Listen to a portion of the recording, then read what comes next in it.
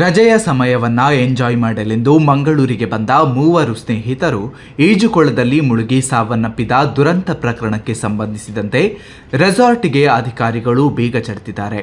ಅಂತೆಯೇ ನಿರ್ಲಕ್ಷ್ಯ ಆರೋಪದ ಮೇಲೆ ರೆಸಾರ್ಟ್ನ ಮಾಲೀಕ ಹಾಗೂ ಮ್ಯಾನೇಜರ್ನ ಉಳ್ಳಾಲ ಪೊಲೀಸರು ಬಂಧಿಸಿದ್ದಾರೆ. ಬಂಧಿತರನ್ನ ರೆಸಾರ್ಟ್ ಮಾಲೀಕ ಮನೋಹರ್ ಹಾಗೂ ಮ್ಯಾನೇಜರ್ ಭರತ್ ಎಂದು ಗುರುತಿಸಲಾಗಿದೆ. ಅವರ ನಿರ್ಲಕ್ಷ್ಯ ಧೋರಣೆಯಿಂದ ಈ ಅನಾಹುತ ಸಂಭವಿಸಿದೆ. ಸೋಮೇಶ್ವರ ಬೀಚ್ ಬಳಿಯ ಖಾಸಗಿ ರೆಸಾರ್ಟ್ನ ಈಜುಕೊಳಕ್ಕಿಳಿದು ವಿಲ ಒದ್ದಾಡಿ ಪ್ರಾಣ ಕಳೆದುಕೊಂಡಿದ್ದಾರೆ. ಮೈಸೂರು ಮೂಲದ ಕೀರ್ತನ, ನಿಶಿತಾ, ಪಾರ್ವತಿ ಮೃತಪಟ್ಟವರಾಗಿದ್ದು ಮೂವರು ಒಂದೇ ಕಾಲೇಜಿನಲ್ಲಿ ಅಂತಿಮ ಪದವಿ ಓದುತ್ತಿದ್ದರು.